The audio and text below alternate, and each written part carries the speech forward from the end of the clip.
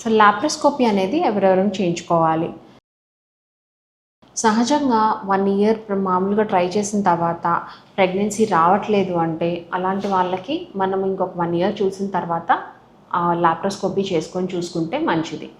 లేదంటే నార్మల్గా చాలా సైకిల్స్ ట్రై చేశాము అయినా ప్రెగ్నెన్సీ రావట్లేదు, అలాంటప్పుడు చూసుకోవాలి. ఇంకొకటి, ఒకవేళ మనకి స్కాన్లో కనుక గర్భసంచి లోపల ఏదన్నా తేడాగా కనిపిస్తుంటే కనుక అప్పుడు హిస్ట్రోస్కోపీ ప్లస్ లాప్రోస్కోపీ 2 చేసుకోవాలి. సో తేడాగా అంటేనండి, లోపల మనకి ఏదైనా పొరలాగా ఎక్స్ట్రా పెరగడం కానీ, లేకపోతే గడ్డలాగా ఏమన్నా కనిపించడం కానీ, లేకపోతే పాలిప్ లాగా ఏదైనా ఉంటే కనుక మనం అవి ఆ టైంలో లాప్రోస్కోపీ చేసుకొని తీసేసేయచ్చు. అలాగే గర్భసంచిలో ఏమన్నా గడ్డల్లాగా ఉన్నా కానీ అప్పుడు కూడా మనం ప్రొసీజర్ చేసుకుంటాము ఫైబ్రాయిడ్స్ వల్ల. దాని తర్వాత అండాశయంలో మనకి ఎండోమెట్రియాటిక్ సిస్టులు ఉన్నా కానీ, లేదంటే మామూలు నీటి బుడగ నెలల తరబడి అలాగే ఉండి మెడిసిన్స్కి రెస్పాండ్ అవ్వకపోతే అలాంటి వాళ్ళకు కూడా మనం ఇచ్చేస్తాము. నెక్స్ట్, పీసీఓఎస్ ఉన్న వాళ్ళకి ఎక్కువ ఫాలికల్స్ ఉన్నప్పుడు లాప్రోస్కోపిక్ ఓవేరియన్ డ్రిల్లింగ్ అంటే మనం అండాశయంలో కొన్ని చోట్ల కాలుస్తాము. సో దానివల్ల టెంపరరీగా మనకి గుడ్లు అనేవి తగ్గి మనకి ప్రెగ్నెన్సీ రావడానికి న్యాచురల్గా అవకాశం ఎక్కువ ఉంటుంది.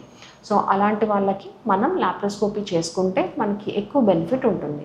సో ఈ లాప్రోస్కోపీలో మనం ఏం చూస్తాము చేసినప్పుడు, మనం డైరెక్ట్గా కెమెరాని లోపలికి పంపిస్తున్నాం కాబట్టి మనకి డైరెక్ట్గా అసలు మీకు లోపల ఎలా ఉంది అనేది మనం చూడగలుగుతాము. సో దానిలో ఫస్ట్ మనము యూట్రస్, గర్భసంచి బయట నుంచి అంతా బాగానే ఉందా లేదా, ఏమన్నా షేప్ తేడా ఉందా లేదా, దాని తర్వాత గర్భసంచి పక్కనే ఉండేవి ట్యూబ్స్ అన్నమాట. ఈ ట్యూబ్స్కి ఏమన్నా ఇన్ఫెక్షన్ వచ్చిందా, లేకపోతే వాటిలో నీరు చేరుకుందా, నార్మల్గా ఉన్నాయా, ఈ ట్యూబ్స్ ఇంకెక్కడన్నా పక్కన వేరే ఆర్గాన్కి ఏమన్నా అతుక్కున్నాయా, ఇవన్నీ మనం చూసుకుంటాము. అలాగే అదే టైంలో ట్యూబ్స్ 2 తెరుచుకొని ఉన్నాయా లేదా అనేది కూడా చూస్తాము. థర్డ్గా వచ్చేసి అండాశయం. సో అండాశయం అంతా నార్మల్గా ఉందా, సైజ్ నార్మల్గా ఉందా, లేదంటే ఏమన్నా సిస్టులు కానీ అంటే ఎండోమెట్రియాటిక్ సిస్ట్ కానీ నీటి బుడగలు కానీ ఉన్నాయా, ఇలాంటివి చూసుకొని ఒకే సిట్టింగ్లో మనకి బోత్ డయాగ్నోస్టిక్తో పాటు కావాలంటే అవసరమైతే థెరప్యూటిక్ కూడా మనం చేసేస్తామన్నమాట.